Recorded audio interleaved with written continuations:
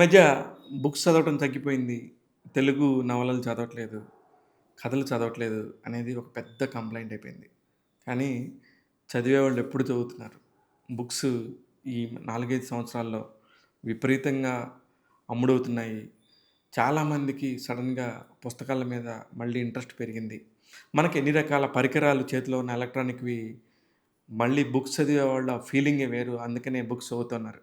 ఎందుకు ఇప్పుడు ఈ టాపిక్ చెప్తానంటే, నిన్న ఒక పుస్తకం విడుదలైంది. ఆ కథల సంపుటి. 12 కథలున్నాయి అందులో. ఒక 3 ఉత్తరాంధ్రకు సంబంధించిన కథలు. మిగతా 9 ఒక రెగ్యులర్ కథలు. చాలా అంటే ఎంత బావున్నాయంటే అంత బావున్నాయి ఆ కథలన్నీ గూడా. జస్ట్ అలా పుస్తకం పట్టుకుంటే ఆ 12 కథలను అలవోకగా చదివేస్తారు.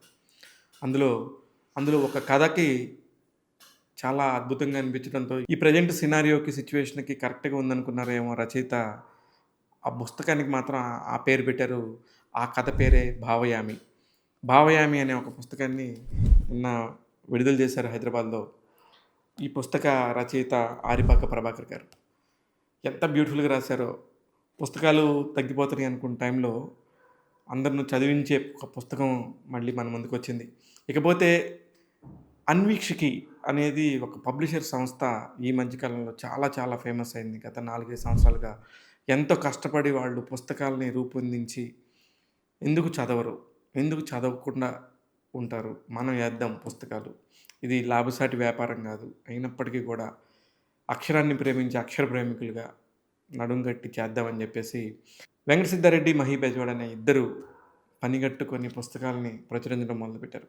ఈ పుస్తకం సంబంధించి విడుదల కార్యక్రమం గూడా ఏదేదో సినిమా ప్రీ రిలీజ్ ఈవెంట్ లాగా చాలా పెద్దగా, చాలా అట్టహాసంగా జరిగింది.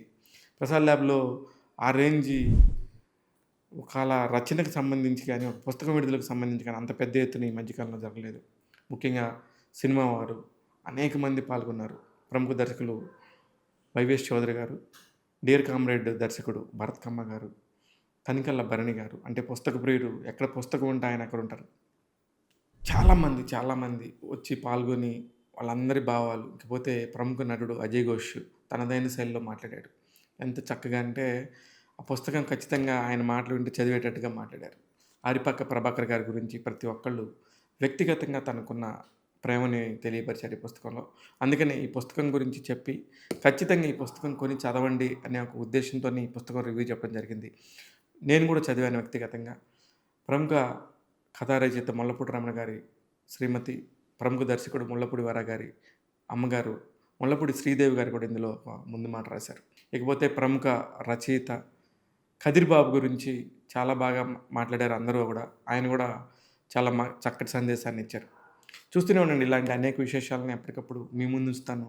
టాక్ తెలుగు యూట్యూబ్ ఛానల్ ద్వారా. నేను మీ శివ మల్లాల.